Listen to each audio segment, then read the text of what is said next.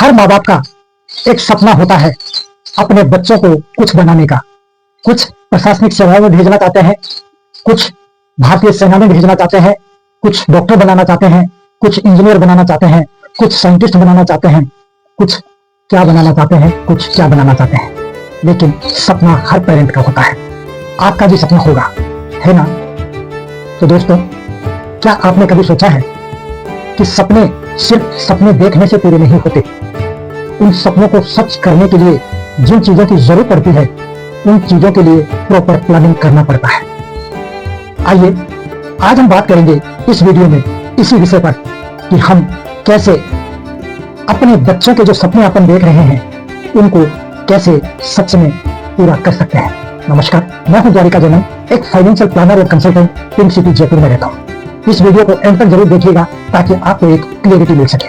दोस्तों, मान लीजिए आज आपका बेटा या बेटी की उम्र 1 साल है और आप उसे डॉक्टर बनाने की इच्छा रखते हैं। तो अब आपको क्या करना चाहिए और कैसे करना चाहिए ताकि आपका बच्चा या बच्ची डॉक्टर बन सके, मैं स्टेप बाय स्टेप आज आपको इस वीडियो में क्लियर करूंगा। सबसे पहले आप ये देखिए कि आपके बच्चों की उम्र क्या है। जैसे मान लीजिए आज 1 साल है। अब ये सोचिए कि कितने साल के बाद उस कोर्स में एडमिशन होगा। तो 12th पास करने के बाद कोर्सेज में एडमिशन होते हैं, तो कितना समय है? अभी आपके पास 17-18 साल का समय है। अगला स्टेप में ये सोचिए कि जिस कोर्स को आप कराना चाहते हैं, जैसे कि आप डॉक्टर बनाना चाहते हैं, तो आज की तारीख में सरकारी कॉलेजेज में उसका खर्चा कितना है। और मान लीजिए किसी कारण से सरकारी कॉलेज में एडमिशन नहीं हो तो प्राइवेट कॉलेजेज में उस कोर्स का खर्चा कितना है आज की तारीख में। अब क्योंकि आज तो आप एडमिशन नहीं करा रहे हो, 17-18 साल के बाद आप इस कोर्स में एडमिशन करवाएंगे अपने बच्चों का, तो 17-18 साल के बाद ये फीस बढ़कर कितनी हो जाएगी, ये कैलकुलेशन कीजिए। आपकी जानकारी के लिए बता दूं कि भारत में एजुकेशन इन्फ्लेशन लगभग 8 से 10% का है। तब आप वो अमाउंट कैलकुलेट कीजिए कि 18 साल के बाद ये फीस कितनी हो जाएगी। अब ये सोचिए कि क्या इतना पैसा आज की तारीख में आपके पास है? शायद नहीं होगा। तो नेक्स्ट स्टेप ये है कि आप ये प्लान कीजिए कि कितना पैसा महीना में बचाऊं ताकि वो 17-18 साल के बाद उतना हो जाए। तो वो मंथली पैसा कैलकुलेट कर लीजिए। अब इस कैलकुलेशन के बाद में आप ये सोचिए कि इस पैसे को मैं कहां इन्वेस्ट करूं।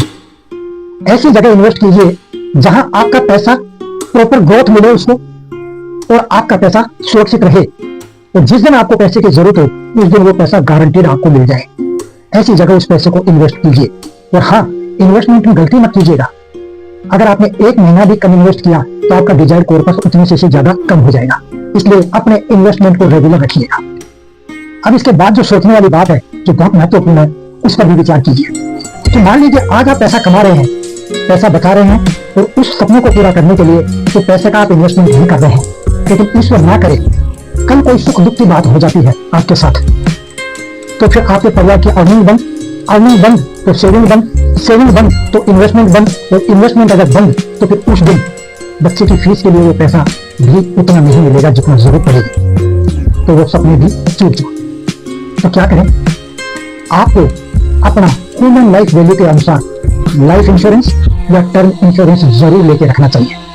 ईश्वर ना करे कल अगर ऐसी कोई बात हो जाती है तो लाइफ इंश्योरेंस कंपनी से जो इतना अमाउंट मिलेगा वो पैसा आपके बच्चे का सपना जरूर पूरा करेगा। इसके साथ ही मैं आपको एक सजेशन और देना चाहूंगा दोस्तों कि आपको प्रॉपर 20-25 लाख रुपए का एक हेल्थ इंश्योरेंस भी लेकर रखना चाहिए। आप कहेंगे हेल्थ इंश्योरेंस का इस सपने से क्या रिश्ता? तो ध्यान से सुनिए।